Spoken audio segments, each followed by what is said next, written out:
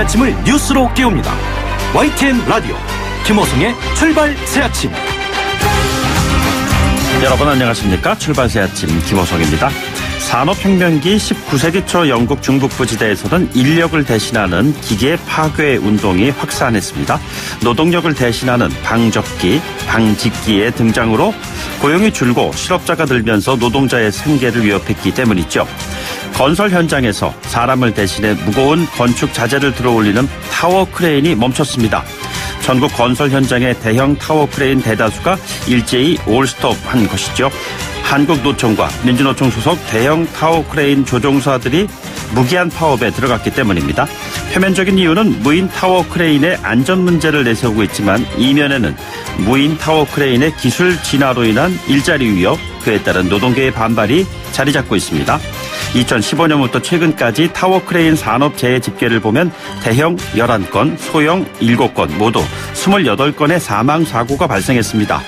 노사 갈등을 중재해야 할 국토교통부는 소형이든 대형이든 타워 크레인을 사용하는 문제에 정부가 개입할 수 없다는 입장입니다. 승차 공유 서비스 타다를 둘러싼 갈등 양상과 전개 과정이 비슷합니다. 산업혁신과 노동 현장의 수용 여지가 갈등 국면으로 치달으면서 해결사로서의 정부 역할이 또 한 차례 시험대에 올랐습니다. 1부에서 이 문제 집중적으로 다뤄보도록 하지요. 6월 5일 수요일입니다. 잠시 후 출발하겠습니다.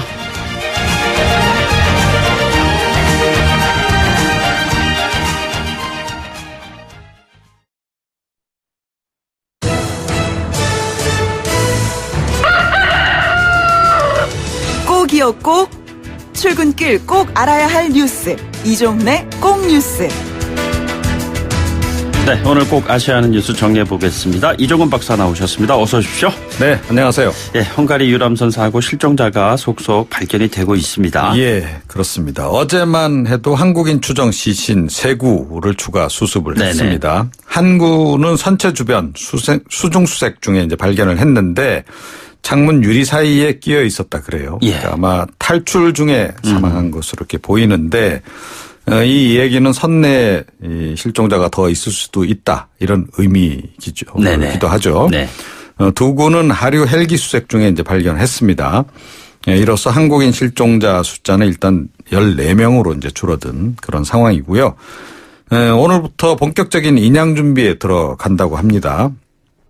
그 직전까지 선체 부근 수중 수색 작업은 계속할 예정이라고 하는데 예.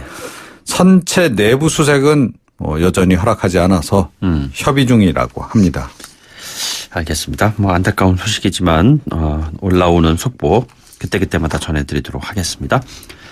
그리고 저도 이 화면을 보고 깜짝 놀랐는데 네. 조현병 환자가 고속도로를 역주행하는 모습이었잖아요. 그리고 마침내 충돌을 하고 희생자가 나오고 막 이랬습니다. 예, 그렇습니다. 이 사고도 굉장히 안타까운 사고라서 많은 분들이 지금 이제 굉장히 지금 공감을 하시는 그런 그 사고인데요. 경남 양산에 거주하는 화물차 운전자 박모 씨가 어제 새벽에 아들을 태우고 집을 나섰습니다. 아내가 이제 나중에 이 사실을 하고 오전 7시 26분쯤 이 경남 112 센터에 전화를 걸었어요. 예. 남편이 아들하고 함께 사라졌는데 남편은 조현병을 앓았고 최근 약을 끊어서 위험하다. 예, 이렇게 신고를 한 겁니다. 그 이후에 이제 경찰이 휴대폰 위치 추적에 나서서 충남 공주 인근을 지나고 있는 걸 포착을 하고요. 예. 충남경찰청에 이제 공조수사를 요청을 했고 그 즈음에 충남경찰청 고속도로 순찰대에도 신고가 잇따라 들어왔다 그럽니다. 순찰차가 그래서 트럭을 발견했고 또 추적을 했습니다. 네네. 뒤따르고 있던 중에 방향을 갑자기 틀면서 이 정주행 중이던 승용차하고 충돌을 한 건데 승용차가 갓길로 피하려고 했어요. 예. 그런데 이 트럭도 갓길로 들어가려고 했던 거죠. 그래서 이제 충돌 사고가 이제 발생을 했는데 지금 안타까워하는 그 이유 중에 하나는 승용차 운전자 최모 씨가 결혼을 앞두고 있던 예비 신부였다는 거죠. 글쎄 말이에요. 22일 예정이었고 차량에서 청첩장도 발견이 됐습니다. 네, 그래서 지금 잊을만 하면 한 번씩 이 조현병 환자 관련 사고가 발생을 해서 네네. 예, 이 부분도 지금 우려가 높아지고 있는 상황입니다. 알겠습니다. 청와대 각 당 대표 이 두 쪽의 회동이 참 어렵네요. 뭔가 좀 새로운 제안이 나온 것 같습니다. 어떻습니까? 네. 어느 한쪽이 그냥 양보하면 될 일인데. 예. 왜 계속 이런 식으로 공방을 벌이는지 납득이 안 갑니다. 국민으로서는. 네네. 지난주 금요일, 그러니까 지난달 31일이었죠. 그날 이제 청와대 쪽에서 이 야당 쪽에 제안을 했답니다. 예. 오는 7일 오후 문재인 대통령과 5당 대표 회동을 갖자. 그 이후에 황 대표하고 1대1 회동을 갖는 걸 동시에 추진하자라고 제안을 했고. 네네. 자유한국당 쪽이 이제 2일 날 또 역제안을 또 했다 그럽니다. 원내 교섭단체 3당 대표 회동하고 문 대통령하고 황 대표 1대1 회동을 하자. 예. 지난번하고 뭐 별로 내용상 달라진 게 없는 겁니다. 양쪽의 제안이. 그리고 이 제안을 또 이제 청와대가 거부를 했다는 이제 이런 얘기고 이미 한 차례 공방을 거쳤는데 또다시 이게 공방을 벌일 일인가. 개탄하지 않을 수 없습니다. 3당 원내대표 간 국회 정상화 협상도 여전히 지금 난항인데요. 이 막판 쟁점은 뭐냐. 패스트트랙 올린 법안들을 합의 처리할 것인가 말 것인가인데 특히 표현이 지금 문제가 되고 있다 그럽니다. 네네. 자유한국당은 합의 처리한다라고 합의문에 적자. 더불어민주당은 합의 처리를 원칙으로 한다라고 적자. 이게 마지막 남은 쟁점이라고 그럽니다. 이것도 좀 어느 한쪽이 좀 양보를 빨리 해야 하지 않을까 싶고요. 이런 속에 이해찬 대표가 어제부터 오는 25일까지 일정으로 해서 18개 전 부처 장관들하고 릴레이 오찬을 갖는다고 그럽니다.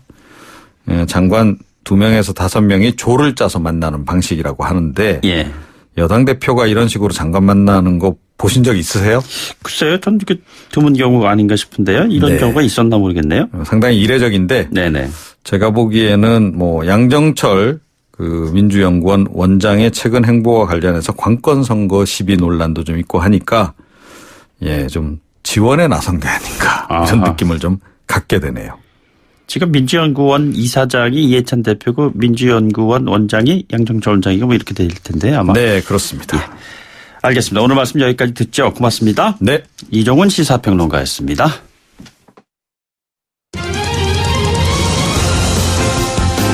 가장 뜨거운 이슈. 오늘의 헤드라인. 출발새 아침 헤드라인 인터뷰.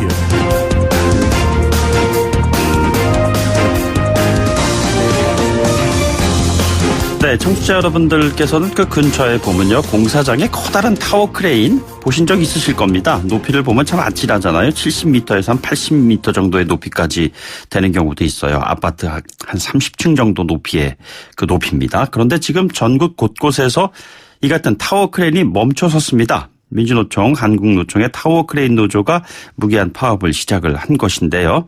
노조 측의 입장을 한번 들어보도록 하겠습니다. 최동주 민주노총 건설노조 타워 크레인 분과위원회 위원장입니다. 위원장님 안녕하십니까? 예, 안녕하세요. 양대 노조가 함께 파업에 돌입을 했는데 지금 전체적으로 봤을 때 전국에 산재해 있는 타워 크레인에 한 몇 대 정도가 멈춰서 있는 것이지요? 네, 저희가 전국에 타워 크레인 2,500대 정도 있는 걸로 알고 있고요. 네네. 예, 그 중에서 2,300대가 지금 멈춘 것으로 파악하고 있습니다. 2,500대 중에 2,300대가 멈춘 것으로 알고 있습니다. 그러면 뭐 200여 대 빼고는 지금 다 멈춰서 있다고 이제 봐도 되겠네요. 네네, 그렇습니다. 이 타워 크레인 올 스톱된 상황에 대한 배경이 참 궁금합니다. 뭐 어떤 이유가 있으신 것인지요? 네. 저희가 소형 타워 크레인과 관련돼서 안전에 문제가 있어서 국토부에 한 3년 전부터 이것과 관련돼서 의견을 냈습니다. 네네. 예, 그런데 국토부에서 저희가 이제 파업하기 하루 전에 연락이 왔습니다. 예, 이 소형 타워 크레인이 안전에 대해서 나름대로 대책을 준비하고 있다. 네네. 예, 그래서 간담회를 했으면 좋겠다. 예, 그런 의견이 와서 4일날 간담회를 했고요. 네네. 1시간 정도 진행이 됐는데 내용을 들어보니 3년 전에 얘기했던 국토부 내용의 지금의 내용과 별반 다름이 없음을 확인했습니다. 3년 전의 내용이 어떤 것이었습니까? 네, 단계적으로 준비하겠다, 확인하겠다, 그리고 전수조사를 통해서 문제를 파악하겠다, 뭐 이런 정도의 내용이었죠. 네네. 예, 그리고 그 내용에서, 저희가 낸 의견에 대해서 전혀 뭐, 반영이 안 되고, 진보도 안 되고, 내용이 뭐, 바뀐 것이 없었습니다. 네네. 네, 그래서 저희가 그것을 확인하고, 이렇게 가면 안 될 것 같다 해서, 예, 이렇게 파업이 이렇게 가게 되게 되었습니다. 위원장님 보면은 그 현장의 사진을 이렇게 보면은 시한폭탄, 소형 네. 타워 크레인 즉각 폐기 이러한 그 네네. 현수막 플래카드가 좀 보였습니다. 자, 네네네. 이게 지금 시한폭탄이라는 의미가 안전성 뭐 이런 거에 대한 그 우려를 말씀하시는 건가요?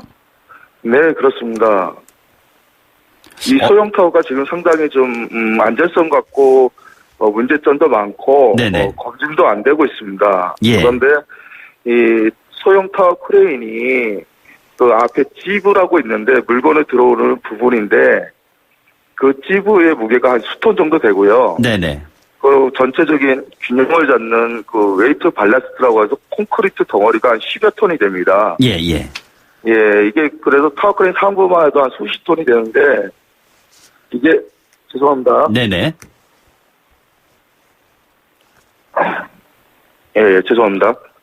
예, 이게 공중에서 한 60m, 70m 상공에서 언제 떨어질지 모르는 그런 상황으로 저희는 파악되고 있어서 시한폭탄이라고 얘기하고 있습니다. 근데 위원장님 보면은 지금까지의 그 산재 발생 건수를 국토교통부를 보니까 대형이 한 11건, 소형이 7건, 2015년부터 뭐 최근까지라고 하는데 말이죠. 그렇다면은 네네네. 이 사고가 난 비율을 보면 크게 이렇게 다르지 않아요. 오히려 대형이 좀 많았습니다.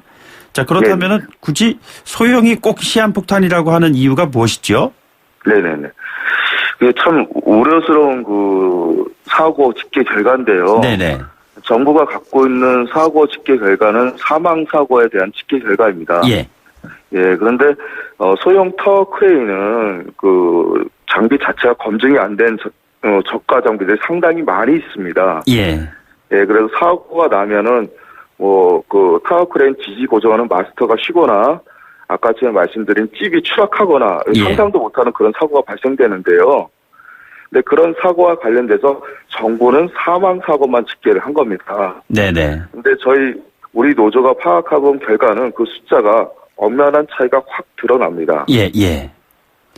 그러니까 지금 다시 말해서 그럼에도 불구하고 이 소형 타워 크레인이 확산되는 것은 막을 수 없는 추세다. 한 걸음 더 나가서 이제 사측 입장에서 봤을 때 노조와 함께 이제 대형 크레인을 운영하는 것과 네. 비교했을 때 비노조원을 고용해서 작업을 하는 데 있어서 수월성이 있다. 뭐 이런 주장도 있는 것 같습니다. 이에 대한 의견은 어떠십니까? 네, 그렇게 주장할 수 있다고 생각합니다. 예. 그런데 저희 조합원들 중에서도 네네. 예, 대형 타워만 하는 것이 아니라 소형 타워도 지금 같이 일을 하고 있습니다. 아, 함께 하고 있다고요? 네네, 그렇습니다. 그래서 지금 거기서 일하는 그 부분이 그렇게 주장을 할 수 있지만 그게 다 맞지 않다고 저희는 생각합니다. 예. 이 지금 국토교통부 얘기 조금 전에 사고 집계와 관련된 언급도 하셨습니다만 소형 타워 크레인 사용에 대해서 정부가 관리 감독하는 어떤 지금 현상 실태는 네. 어떻습니까? 좀 안타깝습니다. 정부의 그 관리 능력이 상당히 좀 부실하다고 저희는 판단을 하는데요. 예. 그 이유가 뭐냐면 저희가 최근에 그 소형 타워 크레인 설계 도면을 좀 입수를 했습니다. 네네. 예, 그런데 그 내용을 면밀히 이렇게 확인해 본 결과, 도면 자체에 오류가 상당히 많은 것으로 파악이 되었습니다. 예. 예, 그래서 좀 쉽게 좀 말씀을 드리자면, 아반떼 차량에 마티즈 부품이나 다른 차량 부품이 들어가서 가동이 된다. 예, 그렇게 확인이 됐습니다. 소형 타워가 그렇게 지금 운영이 되는 것으로 저희는 파악하고 있습니다. 예. 그런데 이것과 관련돼서 이것을 승인해 준 게 정부거든요. 네네. 예, 그래서 정부가 소형 타워를 관리할 수 있는 능력이 상당히 부실하다라는 게 저희 생각입니다. 그러면 대형 타워 크레인은 그런 게 없습니까? 뭐 듣자 하면은 대형 타워 크레인 같은 경우도 중고 대형 타워 크레인을 수입한 경우들도 많이 있다. 뭐 이런 얘기가 있던데요. 예, 대형 타워 크레인 같은 경우는 좀 소형 타워랑 좀 다른 부분이 있는데요. 네네. 왜 그러냐면 소형 타워 크레인은 특성상 그 운전자가 땅 지면에서 일을 합니다. 예. 예, 그런데 대형 타워 크레인은 운전자가 타워 크레인 위에서 일을 하고 있거든요. 운전석에 있어서. 예, 조종석이 있더라고요. 예. 조종석이 있었어요. 그런데 타워 크레인의 모든 중요 부품이나 그리고 타워 크레인 작업을 했을 때 생기는 그 이상 징후나 이런 것들이 전부 다 그 타워 크레인 상부에 올라가야지만 확인이 될 수가 있습니다. 예, 예. 예, 그래서 장비가 이상하거나 중요 부품에 문제가 생기거나 뭐 작업을 함에 있어서 이상 징후가 사고 징후가 발생되거나 이런 것들을 먼저 운전자가 알 수가 있습니다. 예, 예. 예, 그래서 대형 타워 크레인은 좀 사고나 이런 부분들이 좀 적고 좀 안전한 걸로 저희는 판단하고 있습니다. 근데 좀 얼핏 듣기에는 소형 타워 크레인 같은 경우에는 예를 들자면은 그 지상에서 이 리모트 컨트롤을 해가지고 마치 그 드론을 조종하듯이 할 수 있다는 건 아니겠습니까? 네네. 그러면은 그렇습니다. 인재 사고를 오히려 예방하는 측면에서는 대형 타워 크레인보다 더 낫지 않을까라는 생각이 드는데 그렇지 않은 건가요? 예, 얼핏 보면 그런 것 같은데요. 근데 사실상 현실에서는요. 네네. 이게 건축 자재를 들어서 중량물을 들어서 다른 곳으로 이동하는 게 타워 크레인의 역할입니다. 예, 예. 그런데 이것을 자재를 들어서 다른 곳으로 이동함에 있어서 높이 들어서 다른 곳으로 돌아가거든요. 타워 크레인이 회전을 해서요. 네네. 근데 그 과정 중에 뭐 건물들도 걸릴 수가 있고 뭐 그리고 자재를 내리는 도중에 시야가 건물들 때문에 가려져서 안 보이는 경우가 많습니다. 예, 예. 예, 그래서 땅에서 이렇게 작업을 하는 게 얼핏 보면 조금 더 안전할 것 같은데 사실상 위에 올라가서 일을 하는 게 시야가 확보되기 때문에 작업하는데 굉장히 안전합니다. 아, 그러니까 닫혀있는 시야의 작업 현장이냐, 열려있는 시야의 작업 현장이냐, 이런 차이가 있는 것이군요. 그렇죠. 예, 그렇습니다. 그래서 저희는 땅에서 일을 하는 부분은 자동차로 비교를 한다면 눈을 감고 고속도로를 달리고 있다. 저희는 그렇게 생각하죠. 네네. 그래서 안전 위험 강조하고 계시는 것이고요. 네네, 그렇습니다. 예. 아, 지금 사실 안전에 대한 문제를 집중적으로 질문을 드렸습니다만 실질적으로 임금 인상도 7% 지금 요구하고 계시잖아요. 네, 그렇습니다. 아, 이번 그 파업의 근본적인 원인과 관련해서 안전 문제 그리고 네. 임금 인상 이슈 이 문제도 지금 포함되어 있습니까? 네, 그렇습니다. 예. 앞으로 그러면은 이 타워 크레인 농성 이 현장에서 꼭 크레인의 기사들만 있는 것이 아니라 여기에는 건설 현장에는 많은 노동자들이 있지 않습니까? 예. 그럼 산업 현장이 지금 멈춰섰다 이런 얘기를 하는데 해법을 네네. 어떻게 좀 가져가야 된다고 보시는지요? 네. 저희는 이제 아까 제가 말씀드렸듯이 소형 타워 크레인이 좀 많이 위험한데요. 네네. 이 소형 타워 크레인이 주로 설치된 곳이 인구 밀도가 높은 도심지 지역에 많이 설치가 됩니다. 예. 그래서 사고가 나면 많은 사람들이 다칠 수 있는 대형 인명사고로 이어지고 있거든요. 네네. 그리고 저희도 저희가 일하는 일터라서 직접적인 피해 당사자이기도 합니다. 사고가 났을 경우에. 네네. 예, 그래서 이런 부분이 일단 좀 국토부에서 안전과 관련된 기준을 마련하는 대책을 좀 마련해 주셨으면 하는 바람이고요. 예, 예. 그리고 임금 협상과 이런 부분과 관련돼서는 사측과 저희가 충분히 대화를 해서 풀어낼 여지가 갖고 있습니다. 네네. 자, 그럼 마지막 질문 드리겠습니다. 산업 현장에서 지금 이 파업이 진행되고 있는데 소형 크레인을 완전 철수해야 하는 것인지 지금 조금 전에 말씀하셨던 국토교통부에서 규제를 강화하는 선에서 이 문제를 풀 수 있는 것인지 둘 중에 어떤 쪽에 무게중심을 두고 계시는지요? 네, 저희는 완전 철수는 좀 아니고요. 네네. 예, 이게 좀 지금 소형 타워 크레인이 그 법에 규정이 되어 있는 게 3톤 미만, 중량물 3톤 미만만 인양할 수 있다. 이 부분만 있거든요. 예, 예. 그리고 다른 규제 사항이 전혀 없습니다. 네네. 그래서 이런 기준을, 안전에 관한 기준을 좀 만드는 것이 중요하다 판단하고 있고, 예. 국토부도 좀 그렇게 해주셨으면 하는 바람입니다. 알겠습니다. 오늘 말씀은 여기까지 듣도록 하죠. 고맙습니다. 예, 감사합니다. 네, 지금까지 최동주 민주노총 건설노조 타워크레인 분과위원회 위원장과 함께했습니다. 저희가 이 내용과 관련해서 국토부에 인터뷰 요청을 했습니다. 담당자가 일정 등을 이유로 인터뷰가 어렵다는 통보를 해와서요. 이 부분을 청취자 여러분들께 알려드리고자 합니다. 기회가 닿는 대로 그쪽도 연결을 해보도록 하겠습니다. 1부 여기서 마무리하고요. 잠시 후 2부에 돌아오죠. 뉴스를 만들어내는 뉴스, 이슈를 끌고 가는 이슈. 아침을 여는 정통 아침 시사. YTN 라디오 김호성의 출발 새아침.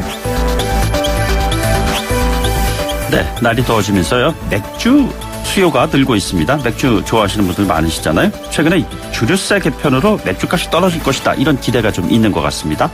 속내를 한번 들여다보도록 하죠. 잠시 뒤 인터뷰 연결하도록 하겠습니다.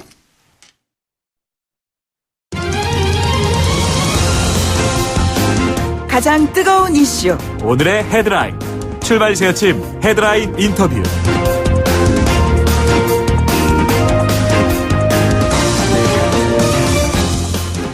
네, 정부가요, 맥주나 소주와 같이 술에 붙는 세금 체계를 개편합니다. 50년 만입니다. 우선 적용될 가능성이 높은 맥주와 막걸리 업계에서는 긍정적인 반응을 보이고 있는 것 같습니다. 특히 수제 맥주 업계에서는 말이죠. 이번 개편이 국산 맥주 품질 향상을 기대하고 있다고 합니다. 주류세 개편, 우리가 마시는 맥주 한 캔에 어떻게 얼마나 영향을 미치게 될지 알아보도록 하겠습니다. 한국수제맥주협회 임성빈 회장 연결돼 있습니다. 회장님 안녕하십니까? 예, 안녕하세요. 예, 본격적인 얘기에 앞섰어요. 이게 그 맥주 관련된 그 세금 관련해서 종가세가 있고 종량세가 있고 그런데 두 가지 좀 설명을 좀 부탁드리겠습니다. 예, 종가세는 맥주를 만들기 위한 모든 재료, 인건비, 간접비 등을 모두 세금에 포함시키는 방식이고요. 네네. 종량세는 리터당 얼마라는 방식으로 세금을 매기는 방식입니다. 이 세금을 매기는 방식이 그러니까 종가세에서 종량세로 바뀌게 될 것이다. 이런 기대인 것이죠? 예, 그렇습니다. 그렇게 되면은 세금이 떨어지고 소비자 입장에서는 맥주값이 좀 떨어진 가격으로 살 수가 있는 것인가요? 약간 맥주마다 약간씩 틀린데 네네. 수입 맥주 중에서도 그 고가로 수입되는 수입 맥주는 가격이 좀 내려갈 것이고요. 예. 저가로 수입되는 맥주는 가격이 좀 올라갈 가능성이 있고 국산 맥주, 일반 브랜드 맥주는 뭐 비슷할 것 같고 수제 맥주 같은 경우에는 가격이 내려갈 가능성이 높습니다. 아, 그렇습니까? 그러니까 이게 좀 다 조금씩 좀 달라요, 보면은. 예. 그래서 보면은 그 세 가지의 주류세 개편안에 보면 나와 있는 것 같습니다. 그 세 가지에 대한 전체의 대강이 지금 어떻게 되어 있는지 좀 설명을 부탁드리겠습니다. 예. 맥주만 종량세로 전환하는 방식, 네네. 맥주, 막걸리만 종량세로 전환, 그리고 모든 주종을 종량세로 전환하되 맥주, 막걸리 외 주종은 시행시기 유예 등 세 가지 대안을 제시하는 것이고요. 네네. 이번 발표의 핵심은 맥주와 막걸리는 영내 종량세로 전환하고 소주 등은 시행시기를 5년 유예하는 등 중장기적인 전환 방식을 택하는 것입니다. 그러니까 쉽게 얘기하면은 맥주와 막걸리는 가격이 좀 떨어질 수가 있을 것 같고요. 소주는 여전히 그 가격이 유지가 되는 것이 아니냐 이렇게 이해를 해도 되겠습니까? 예, 그렇습니다. 이게 지금 맥주와 막걸리부터 종량세로 전환하는 이제 방안을 적극적으로 검토 중이라는 얘기인데 조금 전에 제가 여쭤본 소주 예를 들자면 더하나 위스키 이런 것들은 가격 그대로 유지되거나 오히려 좀 더 인상될 가능성이 그럼 있겠네요. 종량세로 전환된다면 네네. 그럴 가능성이 있다고 봐야죠. 예.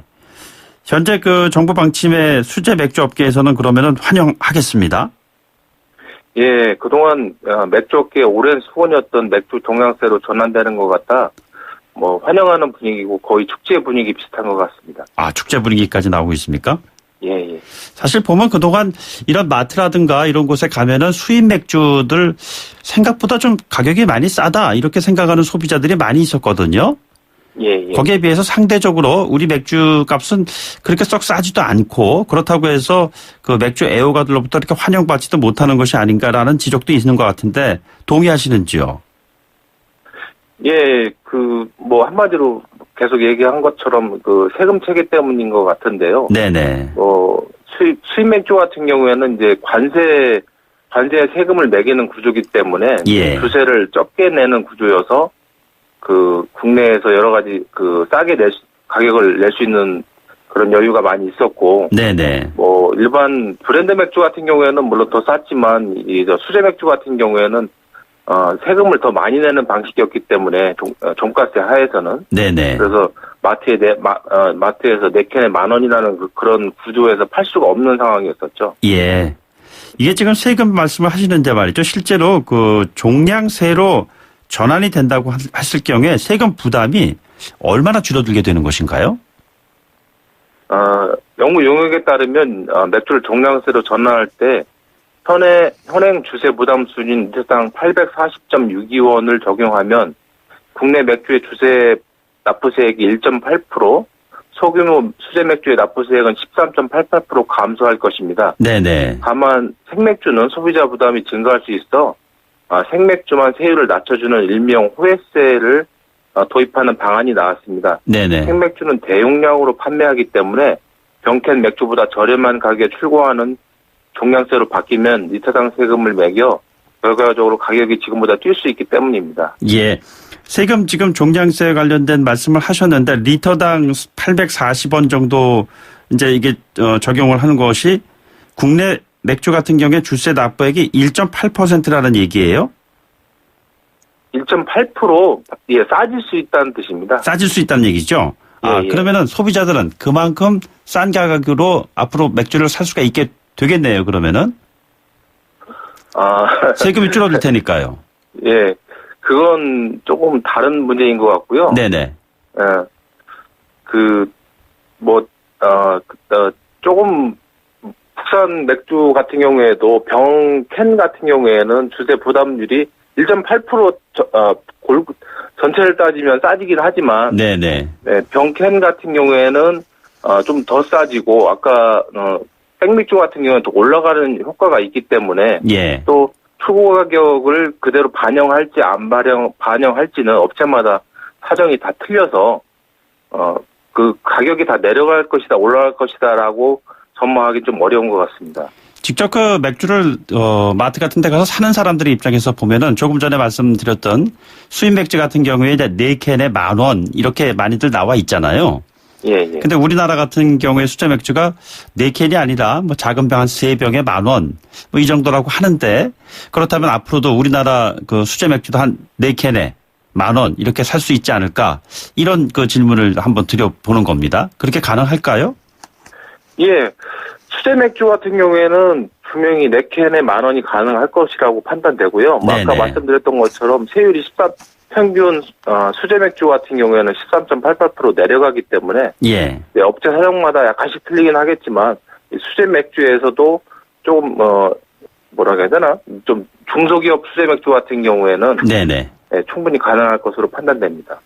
근데 이제 조금 전에 세금이 내려갔을 경우에 출고가에 이것이 반영이 되는가의 여부 이런 부분에 대한 언급하셨잖아요. 그러니까 실제로 예. 소비자 입장에서 봤을 때는 가격이 내려갈지 그냥 그대로 유지가 될지 이거는 지금 잘 알 수가 없는 겁니다. 예, 그렇습니다. 어떤 방향으로 이게 지금 그 맥주 시장이 가격 경쟁에서 펼쳐지게 될 것으로 전망을 하시는지요? 우리나라 맥주 가격이?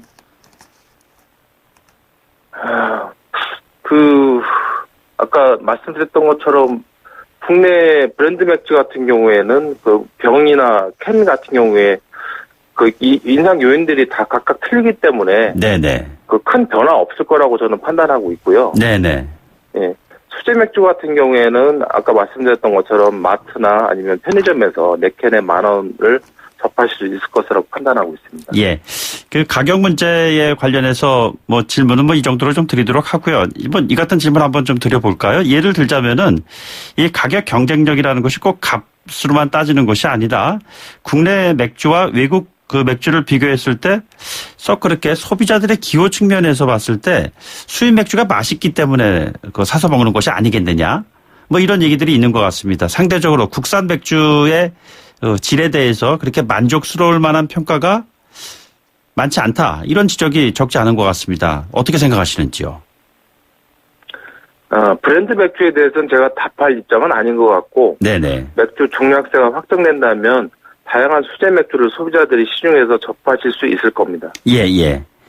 그러니까 그 가격 경쟁력을 일단 확보한다 하더라도 그 맥주의 국산 맥주의 어떤 질, 이 문제에 대해서 민원이 좀 많이 있을 것 같은데 이런 문제는 앞으로 어떻게 해결을 해야 한다고 생각을 하시는지요?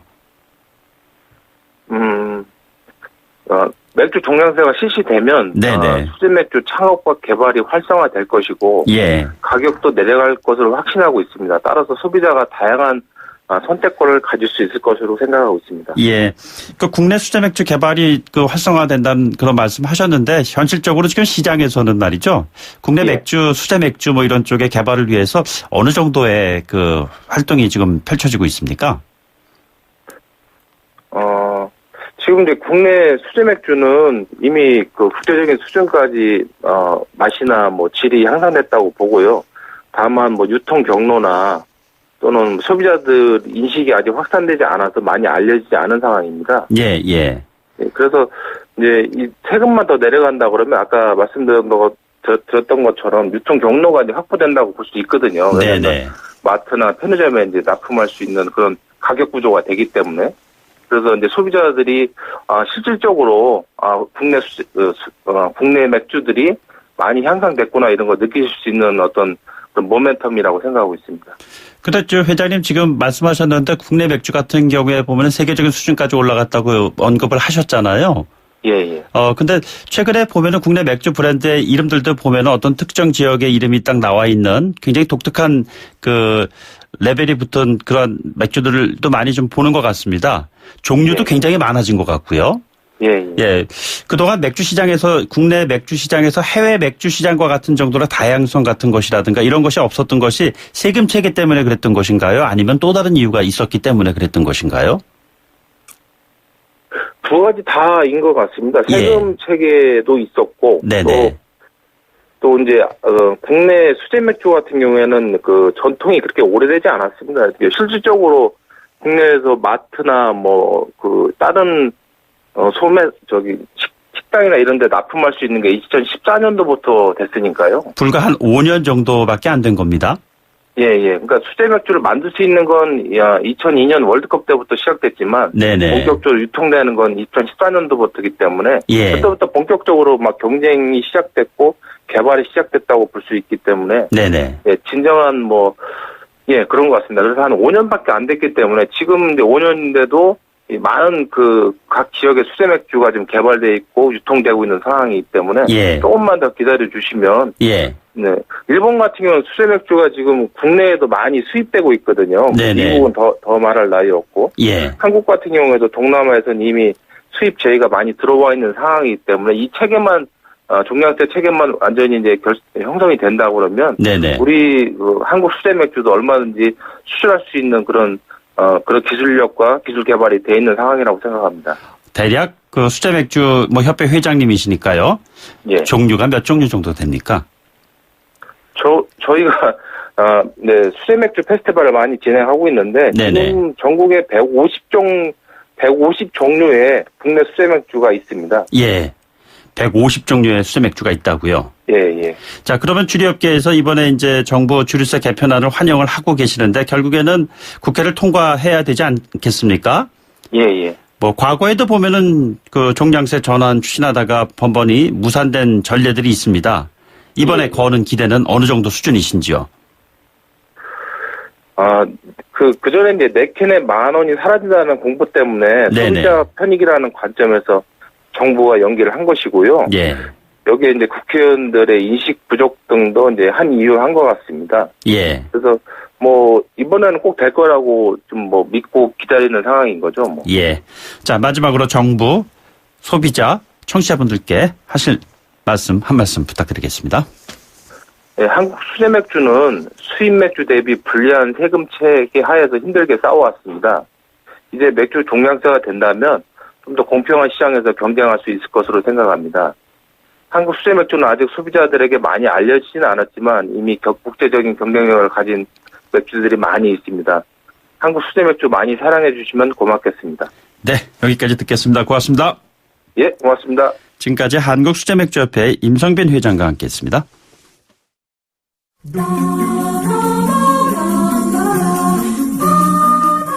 김호성의 출발새 아침과 함께하는 위클리 시사 퀴즈. 정답자 중 추첨을 통해 소정의 선물을 보내드립니다. 요즘 시사 뉴스에 자주 등장하는 단어죠. 의학적으로는 사람의 목숨이 위급한 상황에 이르렀을 때 신속한 치료를 행하면 목숨을 구조할 가능성이 높은 시간을 말합니다. 일반적으로는 황금 시간대라고 불리면서 어떤 사건이나 현상에서 놓쳐서는 안 되는 중요한 시간대를 말하는 4글자의 이 단어는 무엇일까요? 짧은 문자 50원, 긴 문자 100원의 유료 메시지 샵 0945 우물정 0945로 보내주시면 됩니다. 김호성의 출발새 아침 2부 여기서 마치고요. 잠시 후 8시 10분 3부에서 만나요.